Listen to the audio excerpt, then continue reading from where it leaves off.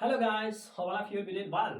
In this lecture, we are going to discuss what is meant by grammar and what are the basics concepts of grammar. Overall skeleton of grammar is going to be elaborated and discussed in this very video, right? Now, first of all, let me tell you what is meant by grammar. That is very basic and important to know about like the definition of grammar. Grammar stands for forming of words and arranging those words in a sentence or within sentences to convey complete and appropriate meaning. Now, if I ask you people a question, how words are going to be formed in any language? You would indeed say words are going to be made of letters. Like for example, for instance, if I say light, whiteboard, screen, marker, all those words are going to be elaborated, or those words are going to be made of what? Of letters, right? Or you can say the alphabets, right? And now, the second question, alphabets are 26 in number, that is known to you. But why those alphabets are distributed in, you can say, vowels and consonants? The second question. You would say, maybe that would come to your mind and not, but the answer for that is the distribution of letters within vowels and consonant. It is because of only one thing, that where we can put what kind of article, like a and a the. For instance, like if the words those starts with the sound, like you can say the vowel sound a e i o u, and those words which start with the sound like other consonants, right? Now for the consonant we use a singular noun, right? And for the vowels we use an. Now that's why, that is the only reason why letters are going to be distributed in two categories. Now second thing is like letters make what?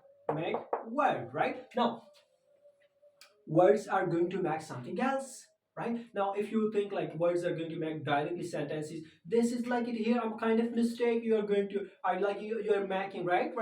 The words are going to make parts of what? Parts of conversation, parts of communication, parts of discussion, right? Like for instance, the second topic after articles in grammar. First of all, the letters. Why the letters are distributed in two categories? Then we have articles, and there is a whole discussion. 22 or more than 22 rules are there for articles. Where to use articles and where to omit articles, where to not use articles. Anyhow, afterwards we have the parts for, you can say, communication, for doing conversation, for doing our you can say like elaborating something or discussing something. For a kind of discussion we have some parts, we have some kinds, and those kinds are those parts are actually words. Those words when combined together they make a sentence then, right? But before making a sentence, jumping directly from words to word, directly to sentence, this is little bit, you can say, a problem, right? From words we have to make parts. Now what are parts of speech? Those are the, you can say, parts of communication. Speech, in other words, you can consider it communication, you can consider it like the conversation, you can consider it like you can say discussion.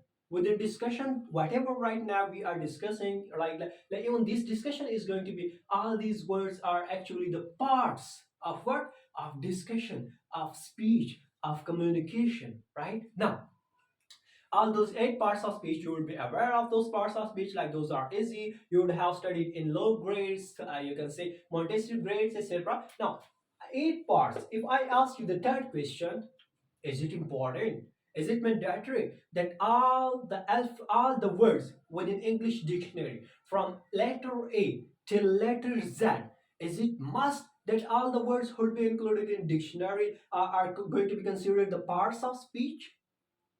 Maybe you would say maybe, and you would say yes, maybe you would say no. So the answer is yes, indeed. All the words, those are included in dictionary, in English dictionary, from starting from letter A till letter Z, all those are the parts of speech. Even these A and D, if you ask me, like what are these parts of speech are going to be considered, or what part of speech can be chosen for this? Like in which part of speech we have to put this A and D as an articles? The answer is adjective, distributive adjective, because adjective definition is you're aware of it. Like adjective stands for to modify and qualify the noun or pronoun, right? Now, if we talk about this A and D, is indeed you'll be aware like A and D represent the specification or unspecification of a noun. If I say a pen means any pen.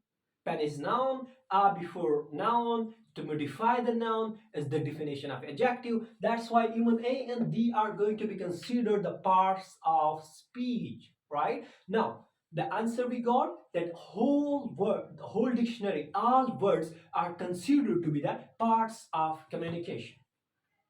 After parts of speech, what next is going to be discussed or what next is going to be the major and you can say the topic of special grammar that is considered or that is called phrases.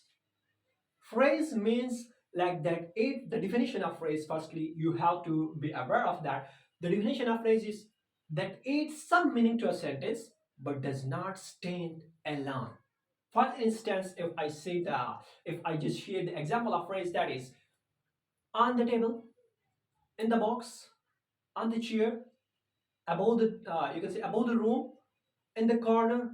Now these are preposition phrases. If I use noun phrase, the pen, a chair, his car, right? Now, anyhow, these are words that I uttered can never stand alone, but these words when combined together they add some meaning to a sentence, and that is the definition of phrase, and these are the examples of phrase, right? Next is like after parts of speech we have phrases, and after phrases then make like clauses, and in the clauses we have two major kinds, dependent and dependent, and then three subcategories like noun clause, adjective clause, and adverbial clause or adverb clause, you can say, right? Now, within clauses, like in clause, what is going to be the definition? There would be must, that like this is very most, that in clause there should be subject plus verb agreement, right? If there is no subject verb agreement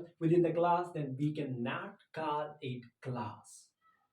Now you may say that in the sentence there is also subject verb agreement. Then what is the difference between clause and sentence? Yeah, here is little bit difference. In clause we have a short kind of sentences sometimes, yeah, adverbial clause, adjective, noun clause, right? Another thing, the object would be must in sentence, but in clause sometimes we would have object, sometimes we would not, but the subject verb must agree with each other. For instance, in the class, right? Now as a whole, like sometimes we can consider like the sentence that would be having dependence on some other sentence would be considered dependent clause, and sometimes it can like not be having any dependence on another sentence, that would be considered independent clause. But in the sentence, complete sentence means that it should convey complete idea, complete concept, right? Now this is a little bit difference in the clause and sentence. As far as after clause, we have to discuss the next very important topic, that is sentence, right? And within the sentence, you know the types, the structure. Like within the structure, you can say types are easy, like imperative types, optative type, and the interrogative, negative are you can consider like the negation, another name, right? Now within the structure, you have simple, compound complex, and complex. Then in further discussion within details, we would also elaborate in our upcoming classes that how and what sentence structure you should follow in your paragraph writing. That is why and here I would just share like which structure. If you are aware of the structure, then you should follow compound sentence, right? Within the paragraph writing. Next, after sentences, we have to study the tenses, right? And that is very important and very basic topic for learning or having a good command on English language. If you are not aware of tenses, 12 tenses, and if you don't know the uses of tenses, then sorry to say, but you are yet at very beginner level. You should rise up your level to understand English grammar and command and getting command, like for the purpose of getting command on all the topics. You are responsible and you are supposed to first learn 100% what are tenses, right, in English grammar. Like that is very important topic, the basic topic, especially within the conversation and communication. Whatever tense is going to be used by the speaker, the speaker in front of you, you should answer in the same tense. You should answer not in the other tense, some other, right? That will be considered like a random way of speaking. So therefore, this is very important topic that is going to elaborate and discuss what is meant going to be done in the present time, in the past, whatever has been done, and in the future, what is going to be done in the upcoming situation or time, right? Uh, After tenses, you can see punctuation. And this punctuation topic is important for writing any, you can say, paragraph, story, article, essay, letter, application, whatever you are going to write so far. The punctuation is very important for that topic. Let me give you example, a simple example. Like this is actually the skeleton to be discussed of grammar. Then each topic is having, you can say, an explanatory kind of discussion and huge discussion, right? Overall, punctuation. Let me give you example, that is, let's eat grandpa. Now you may think like this person means like this person means like we have to eat grandpa. If I use this sentence without, you can say, the punctuation, but if I put comma after let's eat, then it means that grandpa, come along with me and eat something. Let's eat. But if I do not use comma after eat, then it would mean like I'm asking someone to let's eat grandpa with me. Yeah, okay. So this is like the thing that punctuation is very important. Especially you have to use comma, like the uses of comma should be 100% known to you, and you have to use comma after all connectors, conjunctive adverbs. Those are considered like to be called transition words, the cohesive devices. Like for instance, however, after however, if you are starting any sentence from however, moreover, in addition, additionally, logically, philosophically, after all such kind of words, whenever you start sentences with this, you should use comma, right? Now, before all coordinated conjunctions, 7 coordinated conjunctions, and so far are not yet, before this coordinated conjunction, you are supposed to use comma. Within between two dependent and like within a between a dependent and independent clause, within between dependent and independent sentence, you are supposed to use comma. Now such kind of uses should be known to you. After punctuation, we have the next topic that is also very important, that is called capitalization. Which word should be capitalized? Like mostly even students make mistake, after comma never use capital word if that is a common noun or common pronoun. If you are using he after comma, he h should be small, not capital, right? Okay, next, in capitalization you would study that personal pronoun I should be capital whether you use it in the mid of a sentence, the start of a sentence, the end of a sentence. Wherever you use this I as a personal pronoun to represent your personal pronoun, this I should be 100% and always capital in capitalization. You have to study. Next, the names of you can see the days names of a week, right? Those names should be pronounced, should be, you can say, written in capital letter. The initial word should be started with capital. For instance, Monday, Tuesday, Wednesday, Thursday, Friday, Saturday, Sunday. These names should be started with capital letter. The salutation and the closing of letters should be also started with the initial letters. The words should be capital. For instance, dear sir, D and S should be capital.